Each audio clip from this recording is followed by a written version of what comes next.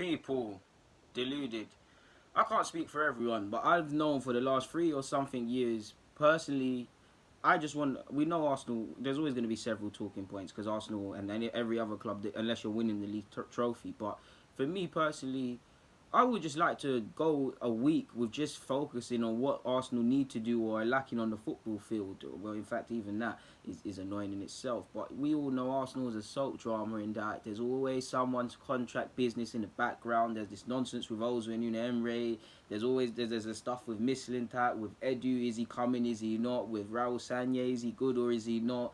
All of these sort of things, it is jarring, man. It's a soap opera, and Arsenal really are providing banter to other fans and quality at that in that aspect and things like that. Um, where do I start with Ivan Gazidis? I mean, at this point, you actually have to applaud him because he did a good job just skating off, man. And to a degree, I'd love to see, as much as I get onto Ivan Gazidis, criticise Kroenke, even Wenger, I'd love to see a book from all three because I think all of them are all right in some incidences and all terrible in others, to be fair with you. Ivan Gazidis, for what it's worth, I don't feel his word is worth anything. At least when it's been attached to Arsenal. Just look at several quotes he said over the years. But obviously he's skated off now. Ramsey's deal got clipped.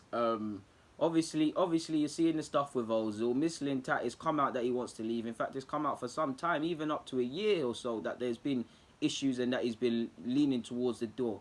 Obviously, us fans, we don't know this, and we still don't fully know because we're just fans in it. We'll never know. But in hindsight, Ivan Gazidis hoodwinked the club one more time. In fact, not even hoodwinked. I actually applaud him. He skated off at the right time. I wanted him to go, but when you consider he made the changes happen, he brought in Mislintat. Well, I don't know if he brought in Sanye, but the changes happened at a couple of levels, and even the coaching changes at coaching levels and stuff that we don't need to speak on and go in depth on, all the way down to under 16s. So he's done that. He's led the process of bringing in another manager, and then he skated. He skated because, in theory, he must have known the discontent with Mislintat. He must have known fully what Emre was gonna do or wasn't gonna do.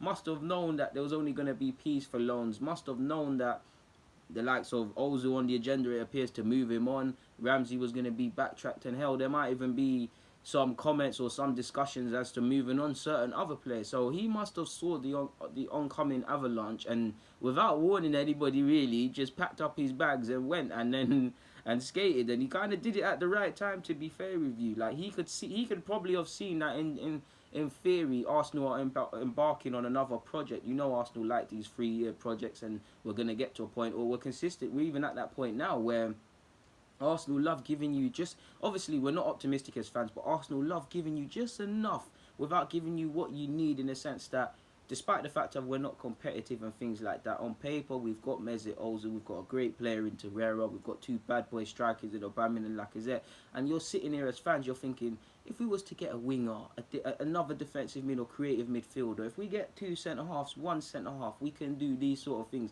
Arsenal keep giving you a little bit just to take it all away, to give you a little again, because you're seeing that this team even is being teared up. And if you're an Arsenal fan, whether you rate Ramsey or not, or rate Ozil or not, they're probably the last players when you look at that side. You're thinking of players that we need to get through the door. So Gazidis saw it was going to be another project, and he thought, let me just skate. I can't be asked for the fans to get onto me anymore. I don't want it to fall at my head. Other people need to really get the blame for this sort of thing. So let me skate to AC Milan. And in hindsight, that's what I believe, man. Like, he must have known this Mislintat thing, because I've been reading reports that Mislintat for a year has felt this way and become disillusioned. So he must have known this was happening, and the club must have known. And it scares me and excites me to see possibly, and I say excites me, it makes me quite sad actually, to see what the club possibly could be doing, because it feels again that we've been hoodwinked. And yeah, man, I'd like to see what else is happening and who is going to be brought in, because like I said, or like you can see, in theory, when you see the models that Arsenal is trying to work with, it can work. When we're singing from the same hymn sheet, it can work fully. This is why I said it's so. When I always see some idiots in the comments say, "Oh, unpopular opinion, it's not Stan Kroenke's fault." What are you talking about? Yes, the man's not invested money, but there's been money, and it's not all his fault. But it comes from the head. If Ivan Gazidis wanted to win titles and set the mantra from day dot, this is what I want to see, or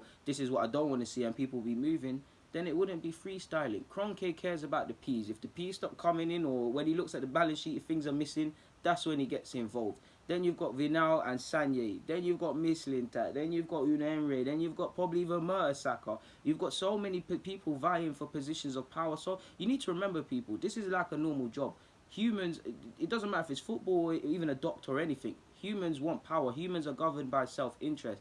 Mislintat's self-interest is, like you've seen, to become allegedly sporting director or get his players in.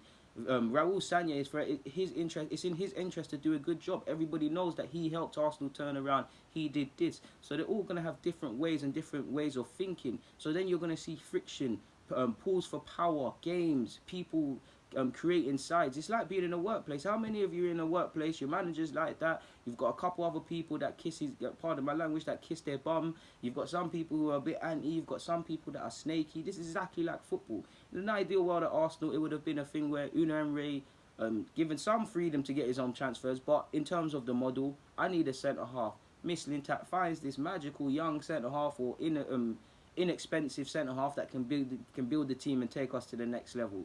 Raul Sanye then obviously does the negotiations, and between him and Hos Farmi, I forgot his name, they finish the negotiations and bring the players in. But what happens if Unai wants this player, Mislintat doesn't, but Raul does? Or Mislintat wants this player, but Raul and Unai Emery don't? Or if Unai Emery and Mislintat want the player, but Raul's deemed him too expensive, or he doesn't want him? Do you see what You see what I'm talking about, people? If Stan Kroenke would say, listen, this and this, then it'd be different. Obviously he does have requirements, but they're not like that. So the structure can work well. The structure can work well, and it's not even just Arsenal. It's many clubs. This is exactly what happens. You've got to be careful when you've got many different people with high experience, with strong opinions and ways of how a club should be run. And obviously you've got contrasting backgrounds in terms of Mislintat's more football. You could say Raul's obviously he's had his feet wet in football, but it's more of a corporate sort of business sort of thing to a degree.